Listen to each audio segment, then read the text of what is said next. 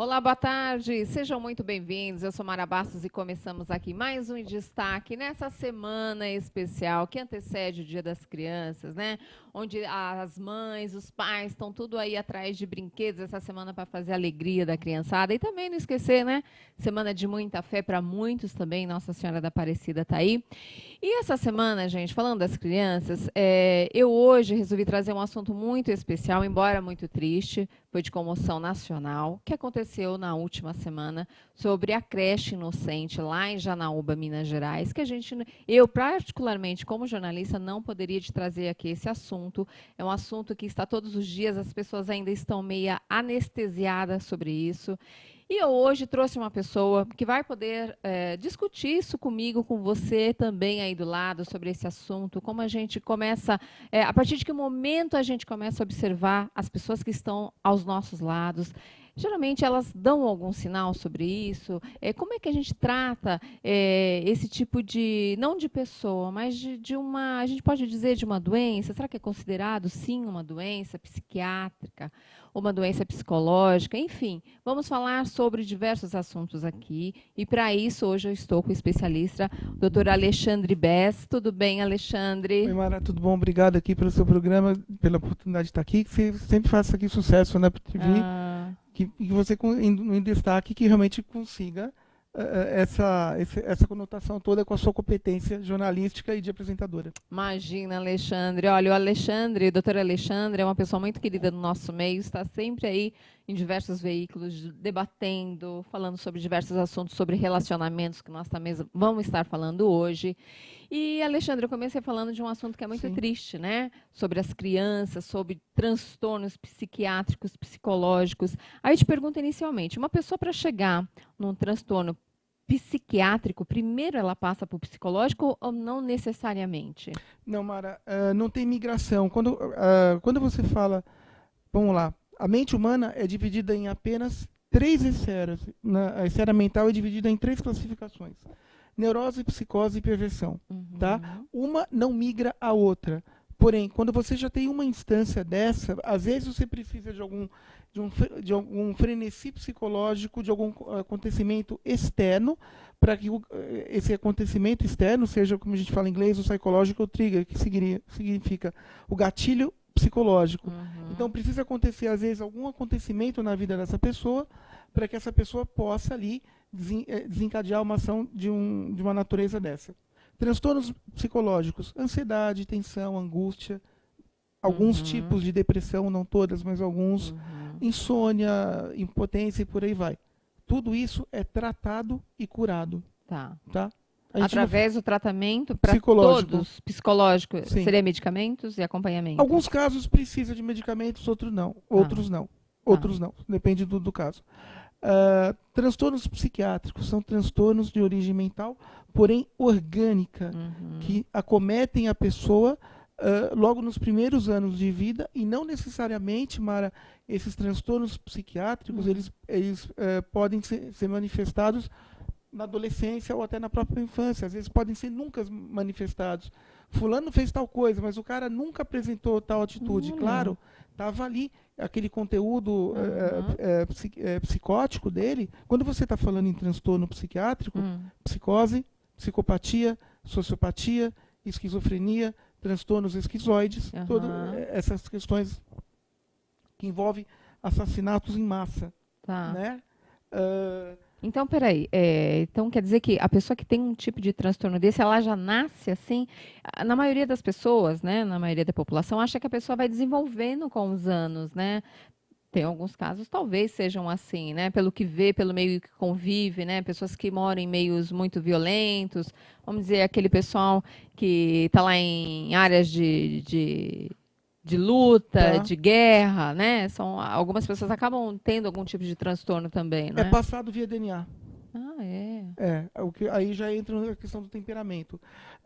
Transtorno psiquiátrico, Hum. você pode nascer com ele, que passa via DNA pelas células, tá? E aí você desenvolve o gene da violência, da agressividade. Porém, a nossa personalidade, Mara, é uma personalidade soberana. Você pode nascer num meio violento, você pode nascer no meio de tráfico de drogas e não se envolver. A Sim, sua perfeito. personalidade ela é soberana. Uhum. Geralmente o transtorno psiquiátrico, em 100% dos casos, ele é um transtorno de ordem orgânica. Então você tem que ter algum tipo de lesão. Essa lesão pode ser adquirida desde o primeiro dia da fecundação do óvulo com o espermatozoide, tá? E aí, onde a mulher fica grávida, qualquer trauma na gravidez dessa mulher pode desencadear um transtorno psiquiátrico, tá? Ou, especialmente, no nascimento, alguma falta de oxigenação. Eu estou falando em milésimos de segundos. Sim. Tá? Por isso que o parto é muito importante. Né? Por isso que alguns profissionais são contra o parto em casa. Porque no hospital você tem toda... Eu não vou entrar no mérito, mas assim, cada um faz o que quer. Sim. Mas no hospital você tem toda uma assessoria, em casa não. Então, o que acontece? Um segundinho, Mara, vamos dizer... 0,3 milésimos de segundo, 0,4 milésimos de segundo já é suficiente para que desencadeie naquela criança a psicose ou algum outro transtorno de aprendizagem, algum outro transtorno motor, algum outro transtorno de ordem orgânica. O problema é que a gente está falando em transtornos de ordem orgânica, não são reversíveis. Tá? Gente, isso é preocupante, muito, sabia? muito. E aí, a terceira conotação mental, a perversão sexual, maníaco do parque, por exemplo, e outras pessoas mais que matam com requintes de sexualidade. A psicose, ela remete ao assassinato, ela remete a uma tara sexual, ela remete a você ser um estuprador, enfim, e por aí vai. Tudo isso é coisa irreversível, já confirmada e consagrada pelo toda a equipe de psiquiatria do FBI. Eu falo FBI, né? A gente sabe que é FBI, mas a gente está no Brasil, então vou falar FBI. Então a psiquiatria americana já deixou isso muito bem claro. Se você nascer com alguma conotação dessa, é irreversível. Agora, importante também, Mara, vamos lá. A gente está falando aqui de personalidade, de estrutura mental. Independente das estruturas que você tem, você pode ser uma pessoa boa ou uma pessoa má. Você pode ser uma pessoa estritamente má sem você ter o gene da psicose, sem você ser psicótico ou sem você ter nenhum tipo de transtorno mental. Você é mal porque você é mal. Já é a índole da pessoa. Exatamente, né? você nasce com isso. Índole. Exato. Gente, é impressionante. Hitler é um exemplo disso. Eu estou escrevendo um livro sobre o cara, inclusive, sobre ele. Não vou falar dos horrores, não especialmente dos horrores da guerra, porque tem muita obra que ilustra isso com propriedade, mas eu estou dissecando. Eu comprei, não sei te dizer quantos livros eu tenho hoje do Hitler em casa. Eu estou estudando, assim, todos americanos, mas assim, eu estou dissecando a personalidade dele do 0 ano até os 18 anos. Meu Deus. É fácil falar que o cara era psicótico e foi dar tiro em 6 milhões de pessoas, mas vamos estudar isso mais a fundo. Não protegendo, mas mostrando que ele não valia nada mesmo. Claro, era uma pessoa muito difícil, né? Até hoje, você vê quantos e quantos anos já não se passaram. Eu acho que na guerra foram, se não me engano, 11 ou 12 milhões de pessoas totais que morreram. Só de judeu foram 6 milhões, que é uma pena. É uma coisa inimaginável, inaceitável até hoje, né? É incrível. Mas, doutor, a gente mais ou menos, assim, Nossa, tentei falar da forma menos técnica possível. A gente quer trazer de uma forma clara, até para quem está nos assistindo entender também. Lógico. Porque às vezes... Eu não tenho que falar o psicologizês aqui.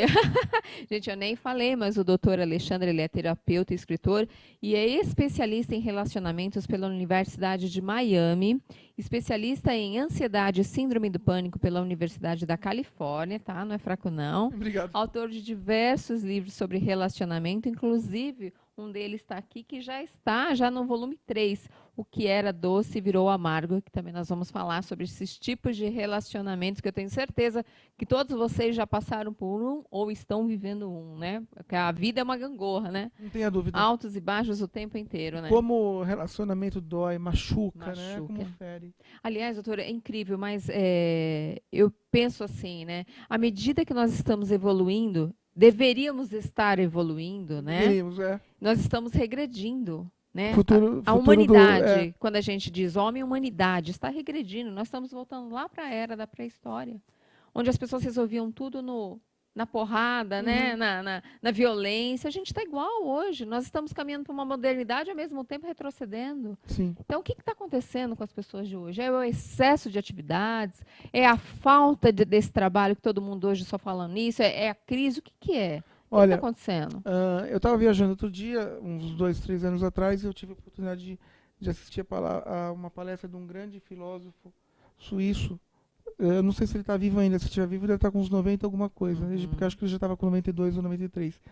E ele falou nessa palestra, Zig alguma coisa, esqueci o nome do cara, e ele falou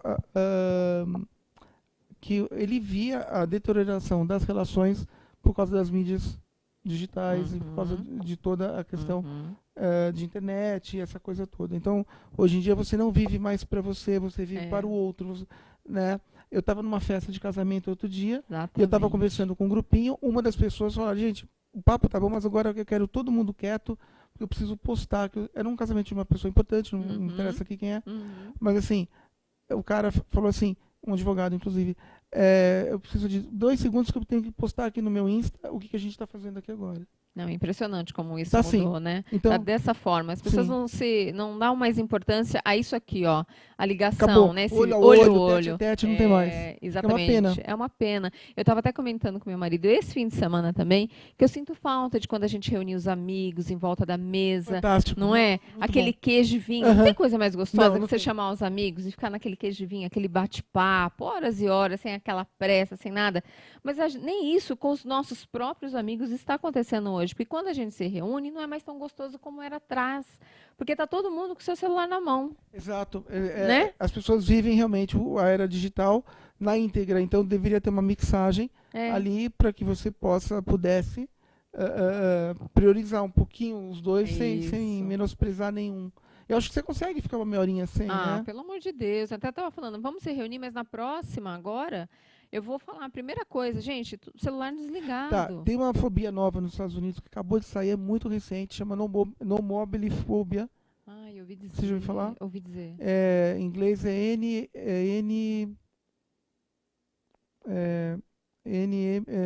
nomobilifobia disorder, chama em inglês isso. Então, transtorno da síndrome sem celular.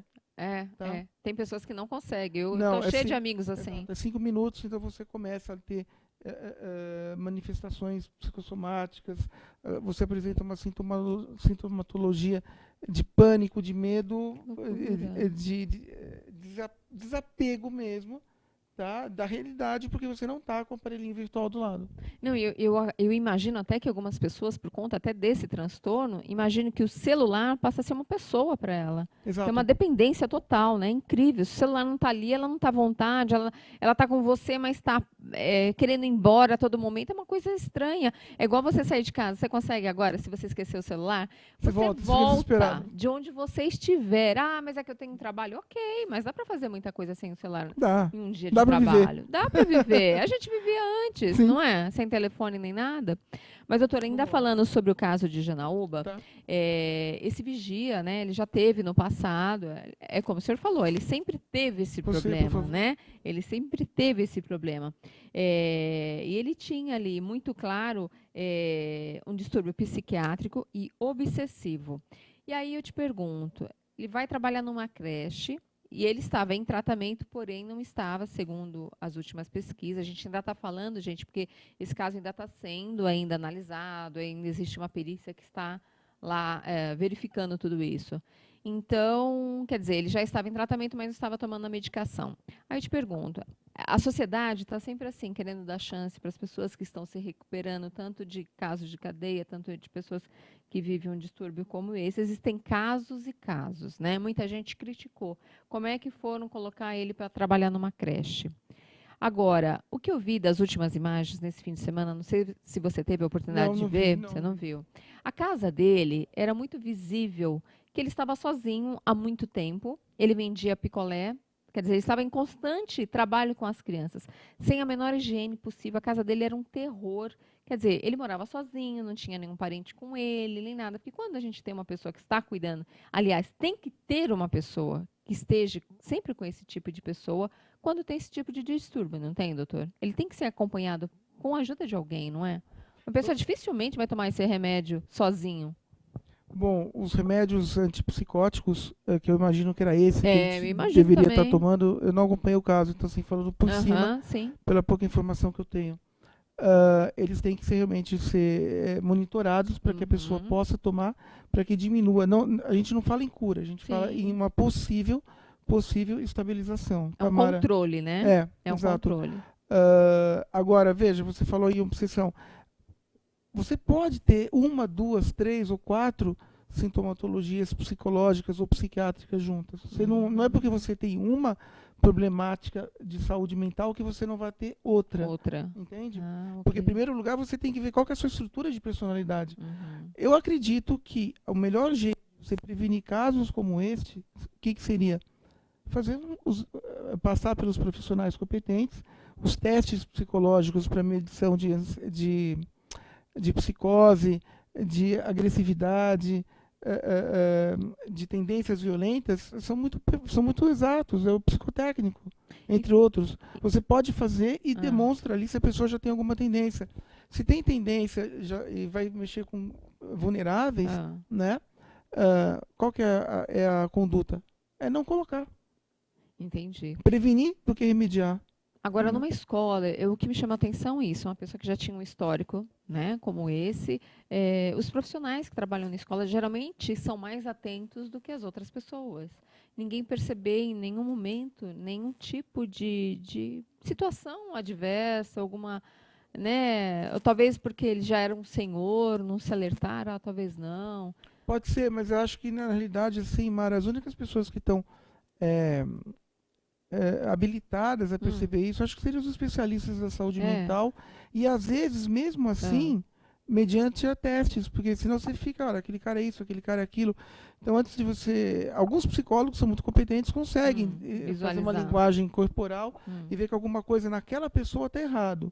Talvez você tenha que averiguar o que está errado naquela pessoa, mas você consegue, através de testes, através de exames específicos, né, consultas psicológicas, psicodiagnósticas, um belo psicodiagnóstico, um belo rapport, a aproximação é do paciente e tal, você consegue ali detectar alguma coisa e impedir outras coisas, né? Então, quer dizer que não necessariamente essa pessoa vai dar algum sinal. Então, a olho nu, eu posso estar convivendo com a pessoa do meu lado e nunca perceber que ela tem algum distúrbio, é isso? Pode, claro. Gente, é assustador, né? Em alguns momentos, porque não só pela violência que um dia ela pode ter, não quer dizer que todas as pessoas que têm distúrbio vão um dia. Claro que não. Né? A gente conhece muita gente. A gente não pode generalizar. Exatamente. Jamais. Eu também conheço pessoas que há muitos anos tomam remédios controlados e, gente, é a melhor pessoa do mundo. Sim. Não tem nada a ver. Então, a gente não quer generalizar, a gente quer diagnosticar um caso extremo como esse. Né? Por coincidência, na semana passada, eu presenciei uma cena e eu achei até que eu estava exagerando. E até conversei com duas pessoas que também viram, que estava do meu lado. Eu vi um jovem, que deve ser de menor de idade ainda.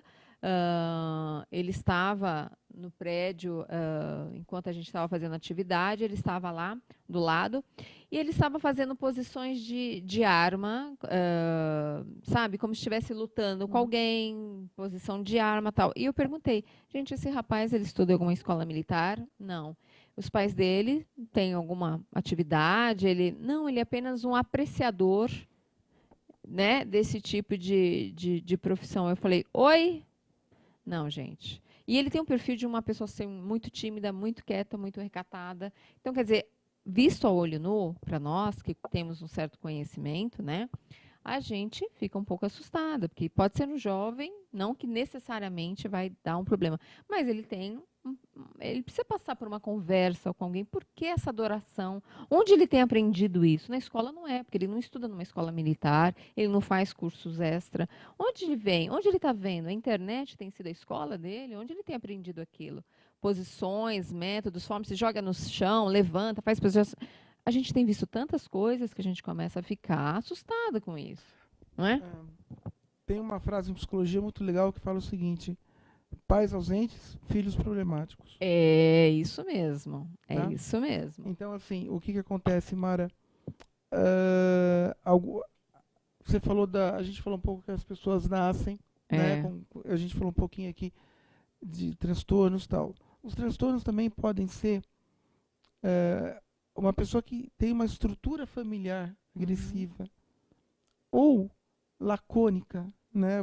Uma família que não é presente, e essa criança ela pode se escorar em outros modelos de existenciais, como agressividade, como brigas, como lutas, não lutas no sentido de arte marcial para se proteger, para evoluir. Porque a arte marcial, se você pegar qualquer lutador de arte marcial, são as pessoas mais dóceis do mundo. Sim, sem Eles vão dar dúvida. risada. Não, e os próprios policiais que trabalham com isso, os próprios seguranças que fazem isso, jamais vão expressar diante de ninguém, muito menos o que ele é, entendeu? Por questão de segurança. Toda arte, exatamente, toda arte marcial tem um princípio. Uhum. Eu treino para não lutar, e sim para me defender. E nunca para atacar. Isso, exatamente. Entendeu? Tirando uma meia dúzia, talvez, de pessoas no mundo que não tem uma condição muito equilibrada, e tudo bem, aí, porque já não tinha uma condição equilibrada. Não é que a luta o desequilibrou. Sim. Então é diferente. Agora, no caso desse que você está relatando, eu acho que tem aí toda uma tendência, agressividade, tem toda uma tendência que pode ser piorada. Quanto mais rápido você começar a intervenção psicológica, maior a chance desse comportamento retroceder. E justamente, né, casos que a gente ouve depois, que aconteceu, que a pessoa fez, as pessoas falam, nossa, mas eu nunca percebi isso. Geralmente os pais, não, mas ele em casa ele era um amor, ele nunca era nada. Então, os pais realmente, até certo ponto, não é culpa de pai nem de mãe, gente. É que realmente as pessoas vão desenvolvendo e às vezes os pais não têm a sensibilidade ou não percebe mesmo, porque o dia a dia o filho é tão normal, né? Porque ele se tranca no seu quarto e ali é um universo à parte, né? A internet ele é um mundo que está aí Tem para todo mundo ali, mundo. né? Exatamente. Os pais não têm condição de perceber, Lógico. até primeiro pelo elemento do sentimento, da emoção. E segundo, por um mecanismo de defesa chamado negação. Você está negando aquilo que você está vendo. É um mecanismo de defesa do ego, bem descrito em Freud. Aquela coisa, né? Meu filho é sempre o melhor, é sempre perfeito, não é? Legalmente é isso. Exatamente. E, doutor Alexandre, sobre relacionamento, né? A gente falou, né? Em falar nisso, em violência ainda, o caso dos Estados Unidos, lá de Las Vegas, né? O atirador que morreram 59 pessoas, se o número está atualizado, e mais de 500 feridos, né? Nessa loucura, né? O que leva uma pessoa a tomar uma atitude dessa? E geralmente essas pessoas, como o próprio caso de Janaúba, eles são tão, vamos dizer assim, como eu posso te expressar? Eles são tão cheios de coragem de praticar uma coisa dessa, mas ao mesmo tempo eles se matam. Quer dizer, não conseguiriam sobreviver para pagar aquilo que fizeram, né? É uma coisa, é uma faca de dois gumes, não é? Tá. Eu acho que na questão dos Estados Unidos, assim, é um grande problema americano. Eu que vivi muito tempo lá e fiz 2 faculdades lá, realmente lá qualquer um tem arma. Esse é o maior problema, né? E assim, o que você precisa para comprar uma arma lá? Você chega em qualquer loja, você deixa sua ID, a sua identidade, tá? E eles vão checar o quê? O seu nome e se você tem antecedente criminal. Mais nada. Gente, é inacreditável, só isso, né? Tá. Se você teve algum antecedente criminal e esse antecedente criminal foi pago, tipo, ou você foi absolvido, ou você ficou na prisão, alguma coisa assim, e já zerou, também não aparece ali. Então, o que eu acho que deveria fazer? Eu, Alexandre, acho isso. Você deveria fazer o seguinte, Mara, as pessoas no Congresso americano deveriam criar leis para que fossem feito primeiro uma avaliação psiquiátrica minuciosa, para ver se essa pessoa tem tendência à agressividade. Se ela tem, não pode ter o porte de arma. De forma alguma, jamais, né? Jamais. Porque lá não é uma arma, né? Não é um calibre 38, você compra o que você quiser. Um fuzil, você compra uma M16, enfim. Você compra uma AK-47, você pode comprar a arma que você quiser. Não, tá? tem pessoas que fazem coleções, rifles, né, de assalto, de exatamente. Você compra tudo ali. Com 100, 200, 300 tiros por minuto. É um absurdo. Pois é. O cara preparou até as armas para ir um longo alcance maior. Então, essa avaliação psiquiátrica seria muito importante, porque você vai coibir aí, vamos dizer, vou chutar um número qualquer, 70%, 80%, 90% de pessoas que poderiam, não estou dizendo que elas vão fazer, mas que poderiam fazer e aí serem coibidas. E a outra coisa é fazer um estudo do background passado dessa pessoa ou dos seus familiares para ver se tem algum histórico de armamento, algum histórico de violência, porque não é justo você estar lá no show e o cara está lá atirando. Meu Deus. O que motiva isso? Não tenha sombra de dúvida nenhuma.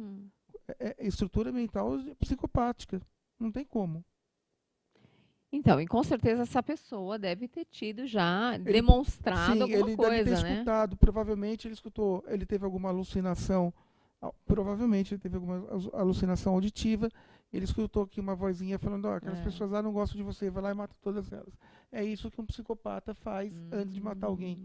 Porque, veja, as pessoas podem ter raiva uma das outras, Certo. só que assim, você, na sua estrutura neurótica de personalidade que é normal, a neurose é normal, Uhum. as angústias são normais, né? Esses conflitos do dia a dia são normais, ou seja, a gente sofrer por isso. O Tá. psicopata não sofre, ele vai e faz. Ele não tem empatia, ele vai lá e faz friamente. Dentro da cultura dele é normal, né? Eu estou fazendo 2 livros sobre psicopatia grandes, um que chama O Segredo de Hitler, que eu te falei que eu estou estudando, realmente nunca estudei tanto livro na minha vida. Meu Deus E do assim, céu. posso te falar, Ah, pessoalmente falando, é uma coisa pesada, eu sabe? imagino Assim, que. eu vejo um filme de nazismo, eu que estou, não só eu, como muitos profissionais da saúde, a gente foi preparado para isso, você estudou para aquilo, e Mara, como isso é desgastante, como isso cansa na mente, né? É muito difícil, né? E o outro é um outro livro que eu estou fazendo que chama As Hortênsias Azuis florescendo no meio do deserto islâmico. Eu estou explicando a ideologia do Estado Islâmico. Fora isso, eu estou fazendo mais 3 volumes chamado Coleção Monstros Urbanos.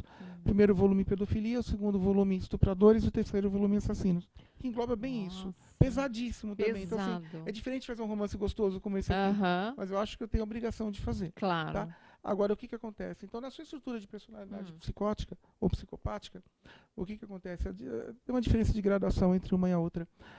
Você simplesmente faz as coisas. Uhum. Tá? O que acontece é que numa estrutura de psicose, você... dei um tiro no fulano. Sei lá, dei um tiro. Deveria ter dado, não deveria ter dado. Você ainda tem um pouco de dúvida. Mas você volta a fazer. Tá? Na estrutura de psicopatia pura, nem passa essa sombra de dúvida. Você já vai fazendo e acabou. Vou fazer porque acabou. Então você não tem limites à frustração, você não tem controle sobre o impulso agressivo. Falta uma série de elementos para o psicótico ou para o psicopata ou para qualquer pessoa que tenha qualquer transtorno de ordem psiquiátrica, de se poupar ali. Ele não quer saber do sofrimento do outro. Ele tem essa necessidade de matar, né? Um cara, por exemplo, quando você... Isso está super comprovado. Quando um cara enfia uma faca em você, é totalmente uma substituição sexual para um psicopata. O prazer dele vai estar ali, e não numa atividade sexual normal. Ai, é uma loucura Muito. entender a mente, né? A mente humana sã é difícil. Uma mente doente mais Perturbada, mais difícil ainda. ainda, né? Porque, assim, muitos problemas, a doença em si, psicológica e psiquiátrica, por muitas pessoas, para a maioria dos seres humanos, é difícil entender porque ela é uma doença que não é aquela que é visível, né? Não é Exato, visível. exato. Você não trata isso aqui, não é uma ferida que você está vendo. É. Né? É algo que a pessoa fala, mas não está doente, não está legal. Não, a pessoa tem a depressão hoje, gente, e há muito tempo ela já vem matando. Só agora as pessoas estão mais alertas a casos de depressão, porque está morrendo muita gente. A depressão faz você se matar, não matar o outro. Tá? Porque você não tem força para você matar alguém. Então, é uma doença interna, né, da pessoa. A depressão pode ser interna ou externa. Aí a gente chama uma depressão, quando ela é uma depressão interna, que seria o transtorno depressivo maior, você chama de uma depressão endógena, porque é orgânica e tem que ser tratada com medicação, e uma medicação super controlada com um psiquiatra especialista em depressão, para dar a dose certa do remédio e avaliar outros transtornos, como, por exemplo, se você, além da depressão, se você não tiver uma ideação suicida, porque se você tiver uma ideação suicida, você vai lá e se mata. E o remédio, às vezes, o cara deu remédio, o cara se matou. Não. Aquele remédio deu a força que a pessoa precisava para fazer alguma coisa. Para fazer alguma coisa. Tá? Então é isso. A depressão exógena é aquela que vem de fora. Queria comprar uma calça azul. Você não tem o dinheiro para comprar a calça azul, você ficou chateado, mas passa. Tem que ter algum elemento externo ali acometendo a sua vida para que você possa ali tá resolvendo. Agora, são transtornos que realmente o psicólogo é o médico da alma, né? Ele cuida da alma do ser humano.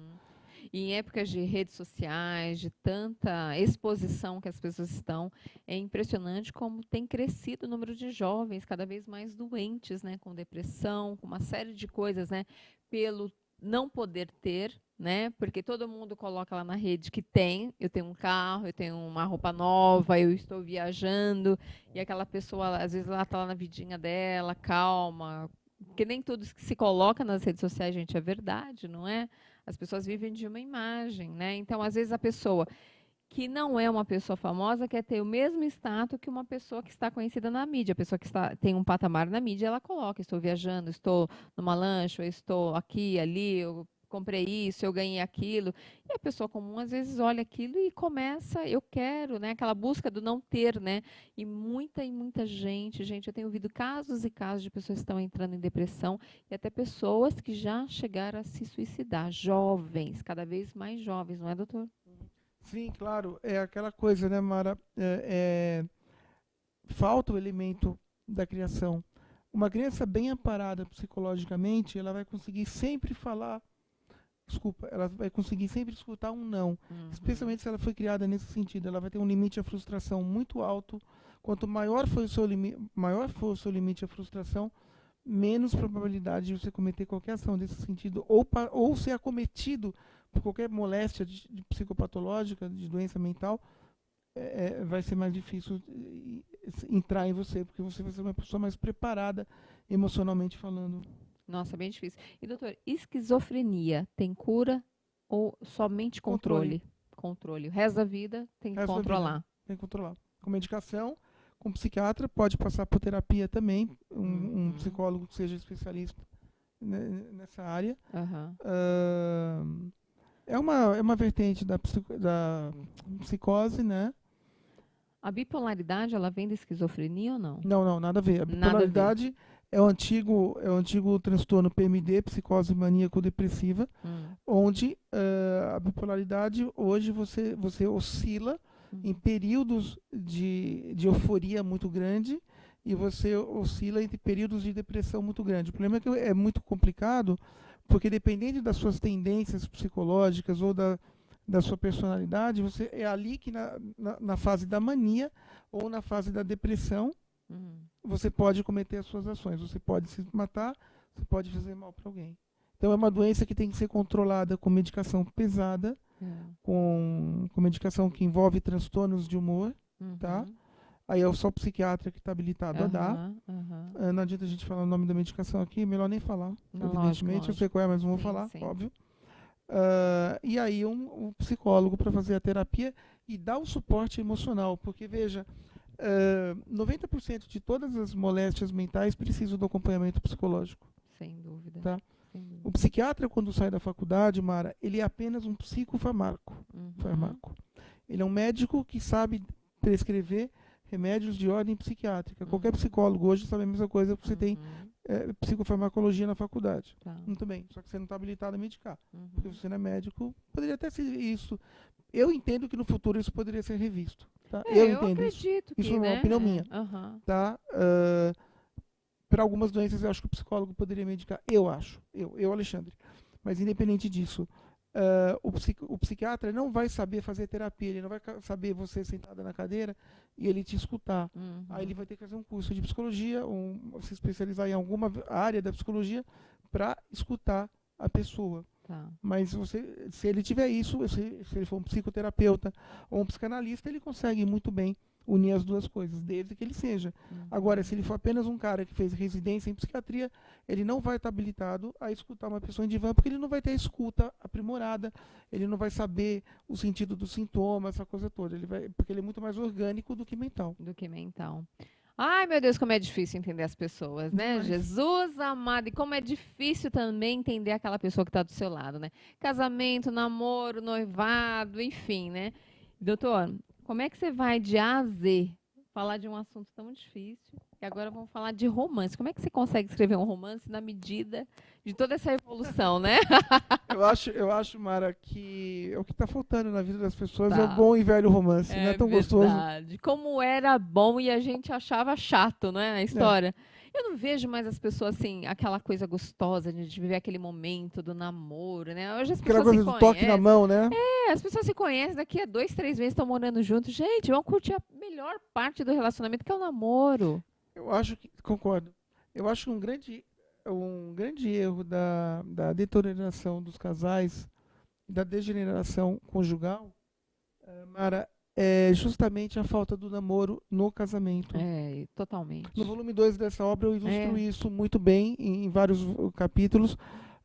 A pessoa chega... Porque, veja, você casou com uma mulher bonita. Não importa se ela seja azul, amarela, roxa, tanto faz. Toda mulher bonita, pro seu padrão E pro seu parceiro também, exato. né? Pro seu parceiro. Não dá pra você falar que a mulher A é mais bonita que a mulher B. Acho que toda mulher dentro do seu biotipo... Bom, eu acabei um livro de beleza agora, chamado A Magia da Beleza Feminina. Acabei de acabar. Acabei agora, semana retrasada.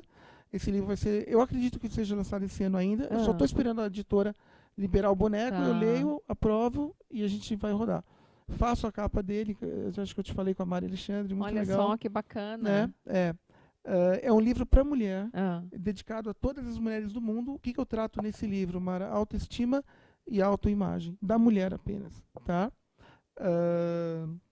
Tá aqui o livro. Ó. Não é esse, tá? Esse aqui é esse é o primeiro. Esse é o romance. Esse aqui é uma trilogia romântica. Esse livro ele passa nas cidades de Santa Catarina, em Savannah, no estado da Geórgia americano, em Charleston, na Carolina do Sul, também nos Estados Unidos, em Charlotte, na Carolina do Norte, que é onde reside a história principal, e termina em Havaí. Então eu tenho uma cidade brasileira e 4 cidades americanas nessa obra. Ele tem 400 filmes analisados na obra. Nossa. E aqui eu dividi a mente humana em esferas. Eu tirei lâminas, eu consegui extrair lâminas de personalidade de várias pessoas, de 3 a 4 mil pessoas. Foi uma obra que eu demorei 4, 5 anos para escrever. Os 3 volumes. Foi de 2011... Desculpa, foi de 2013 até esse ano. Foram 4 anos de trabalho. Nossa, é muito trabalho. Foi no começo do ano, em janeiro desse ano. É uma pesquisa, Foi uma pesquisa longa, pesquisa. mas é um belo romance. Conta a história do James Morgan, tá? Ele era um cara que ele traz no enredo dele o medo da paixão, o medo de se apaixonar. E aí ele tinha perdido o pai, tinha perdido uma namorada. Ele vem para o Brasil, conhece uma linda ruiva, tem um lindo romance com ela, mas ele tem medo de se relacionar com ela. Ele volta para os Estados Unidos, chega lá nos Estados Unidos, ele era psicólogo, todos os meus protagonistas de livros são psicólogos, claro, eu estudei psicologia, né? Tem que ser psicólogo. Oh, meu enfim, Deus. todos. Ama a psicologia. E aí, enfim, e aí esse cara chega nos Estados Unidos e umas psicólogas pedem para ele fazer um estudo explicando por que os casamentos não dão certo. E como é que ele dominou isso? O que era doce virou amargo, que é o nome do título do livro. E aí ele falou que está muito complicado para fazer, porque ele precisava de mais ajuda, e ele chama uma psicóloga, uma psiquiatra, tá? Que é a Audrey Summers, é uma moça muito, muito linda, para tratar com ele. Era a ruiva de Santa Catarina. E aí a história desenrola, tem várias cenas de amor, não é um livro erótico, mas tem cenas de amor muito requintadas, muito finas, tem muitas músicas. O enredo que passa aqui são locais reais. Todas as cidades, bares, hotéis, eu uso locais reais. Eu, quando vou fazer um livro, eu viajo primeiro para o local, eu exploro o local e eu gosto de trazer para a minha literatura o que eu aprendi nas viagens. A vivência verdadeira, né? Exato. De estar lá naquele local, sentir o calor, o cheiro, exato. o sentimento. Então o Hotel Hilton aqui de Charlotte existe, o Parque Nacional existe, então tudo que está no livro existe, né? O barzinho tal existe, o restaurante tal existe, a estrada tal existe. Não vai existir o personagem, a personagem. Mas e a história da ciência é fidedigna à própria esfera dela. Então, o que está falando aqui de ciência, de psicologia, de psiquiatria, eu trabalho muito com psiquiatria clínica também. Tá? Não sou psiquiatra, claro, mas eu trabalho com psiquiatria clínica. Está tudo aqui na obra. É uma obra muito gostosa, é uma obra muito bela, assim, acho que é uma obra muito rica. Como é que eu classificaria essa obra? Como cara religioso que eu sou, não misturo religião com ciência, pelo amor de Deus, mas eu chamaria de a Bíblia dos relacionamentos. Porque aqui eu tenho 220 tipos de classificação mentais, né? Denominada de CFM, Classificação Funcional Mental, onde eu explico qual que é o aparelho que faz a Mara funcionar, qual que é o aparelho que faz o Joãozinho funcionar. É uma pessoa agressiva, é uma pessoa tímida, é uma pessoa introvertida. Então, assim, e em todas essas subclassificações, eu tenho os 400 filmes e novelas Sou um bom Nossa, noveleiro, amo a novela sim. brasileira, é a melhor novela do mundo. Né? Eu não sei onde é que você arrumou tempo para assistir todos esses filmes, De essas madrugada, novelas, de porque madrugada. escrevendo tanto, clinicando, enfim, é muito trabalho, né? Muita Muito. coisa, Sou né? ator profissional também com DRT. Pois é, tá vendo? Enfim, mas só tenho o título, eu não né, infelizmente não deu para trabalhar nisso ainda. Mas Ai, eu gosto muito. Mas assim, eu acho que isso aqui é uma obra feita para os casais. Eu acho que claro. os casais que lerem essa Uhum. trilogia, eles vão ter uma melhora muito qualitativa nos seus relacionamentos e poder principalmente proporcionar ao casal, Omara, um compreender o outro. Exatamente. É o que falta É hoje, o né? que A falta. tolerância, né? Engraçado que os estudos comprovam que nunca se casou tanto.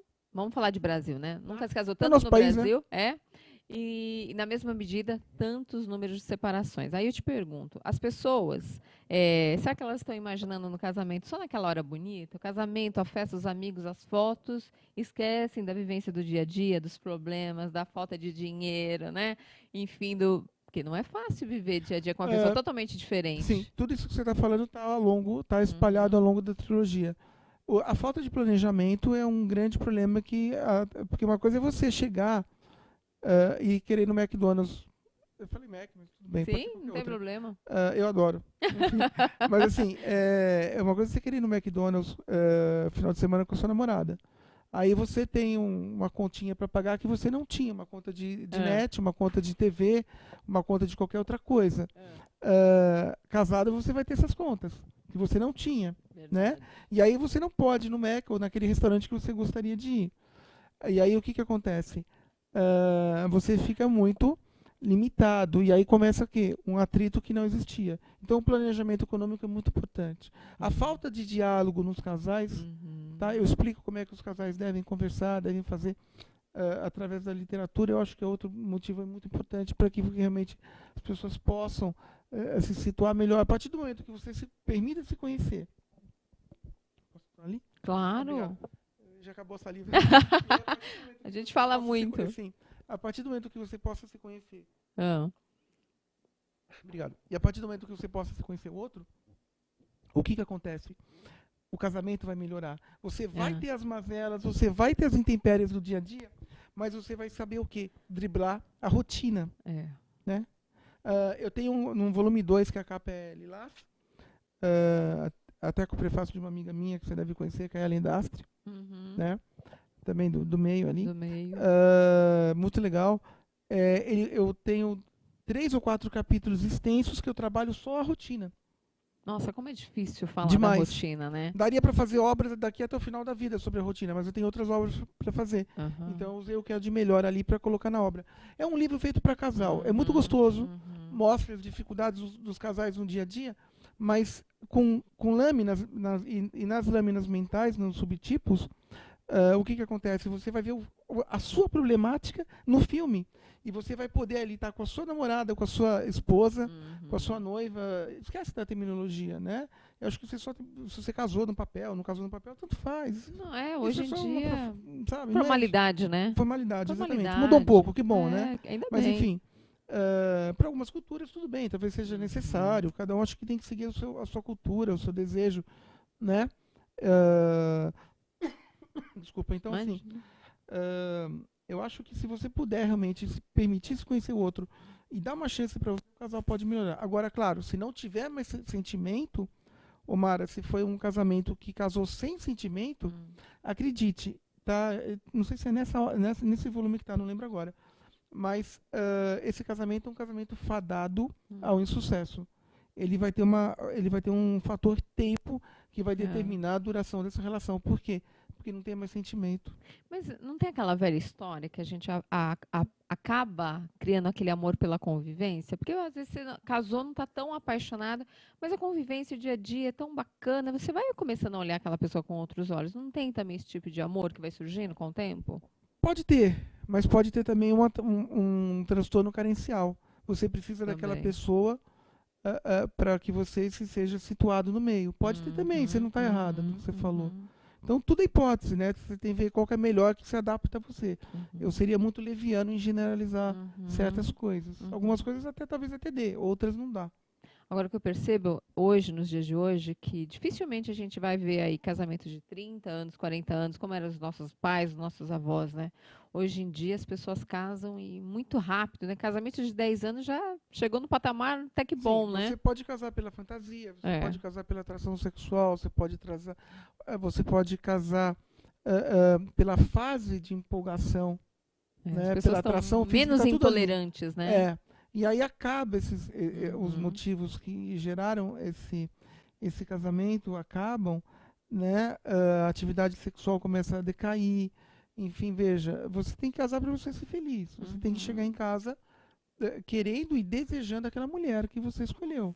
Isso é óbvio. E Não. ela, o cara, Exatamente. proporcionalmente. E lembrar que os príncipes e as princesas só existem nas fantasias, Só na Disney, né? né? Só na Disney. O dia a dia é muito diferente de tudo isso, Sim, gente. eu acho, lógico, não tem. O dia a dia é a rotina real, né? Uhum. Por isso que nessa obra eu demonstro o que você pode ser feito para você realmente sair da rotina. Agora,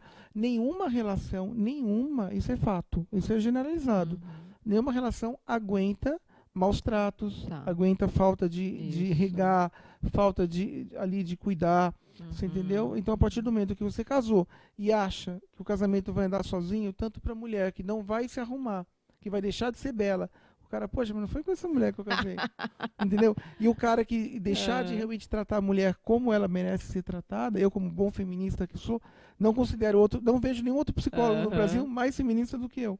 Gosto mesmo, acho que eu defendo a bandeira do feminismo, eu acho que tem que ser por aí. Entende? Né? Eu respeito a mulher.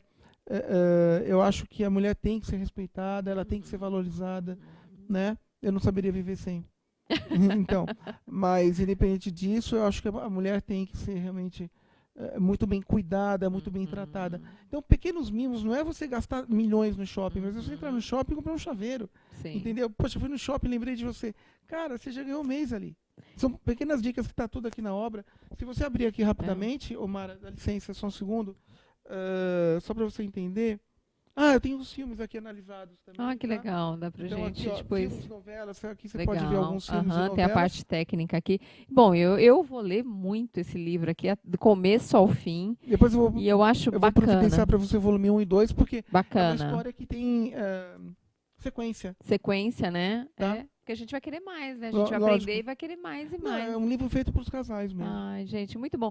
Doutor Alexandre, nós batemos um papo aqui quase 1 hora e eu ficaria mais 2 aqui falando Obrigado. sobre isso, porque é um assunto que interessa a né? Todo mundo tem um relacionamento em casa, todo mundo tem um parente que às vezes está vivendo um problema psicológico, psiquiátrico, ou amigos, enfim, é um assunto para a gente tá sempre comentando e eu vou te fazer um convite. Você volta mais vezes pra gente muito poder prazer. falar? Olha, obrigado. Uma casa muito gostosa, que você fique sempre com esse sucesso. Você conduz a entrevista, o seu programa com muita competência, mas principalmente com muita naturalidade, que isso é muito importante. Você vê que você gosta mesmo do que você faz, né? Você tenta explorar o tema, independente dele qual for.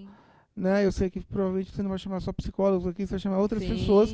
Mas e acho que esse é o princípio, muito bom, e venho sim com muito prazer, não tenho sombra de dúvida nenhuma. A gente tenta falar de uma forma bem clara para as pessoas que estão nos acompanhando, né, para que elas possam entender, assimilar e passar também, né, porque na mesma medida a gente também fala com o público jovem, a gente quer falar essa linguagem do público jovem para que ele entenda. Se você tem algum tipo, está pensando demais, enfim, qualquer coisa, divide com alguém, divide com seu pai, com a sua mãe. Se você não sentir essa liberdade, procura um especialista, converse. Eu acho que qualquer tipo de problema a gente consegue resolver com um bom papo, lado a lado, olho no olho. Se as pessoas fizessem isso, a gente não estaria vivendo todos esses problemas. Eu nem estaria aqui falando sobre isso hoje, não é verdade, Ale? Certíssimo. De novo acertou. Ale, obrigada. Obrigado, gente, eu quero Mara. te dar as redes sociais para vocês mandarem perguntas. Posso deixar meu por site? favor. alexbest.com.br. A gente colocou aí durante o programa. Tá bom. Você está no Instagram, Ale? Tem tudo ali. Tem? Tem. Teu Instagram tá lá, Tá tudo, teu tá tudo. Facebook tá lá. Tudo profissional, mas tá lá. Nada pessoal. Ai, que bacana, que bacana. Obrigado. Olha, já sabem, vai voltar. Obrigado, Porque Mara. é bom Se demais cuida. falar com gente que sabe, que domina o assunto, né? Gente, olha, semana de feriado, aqui vai um puxão de orelha para todos vocês.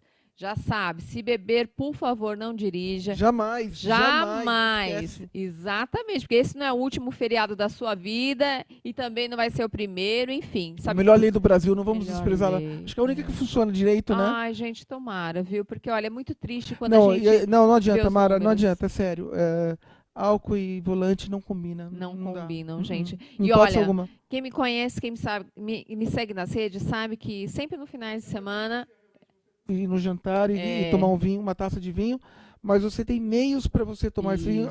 O sistema de metrô do Brasil, especialmente de São Paulo, acho que é o melhor do mundo, acho né? que é o melhor do mundo, Se eu não me né? engano. Enfim, se não é o melhor do mundo, Tá é um aí à dos. nossa disposição, né? Sim, tem metrô, você tem ônibus, talvez de madrugada, não sei como é que tá o horário, mas Isso. você tem táxis, né? Você É. tem outros serviços ali que alguém que pode te buscar.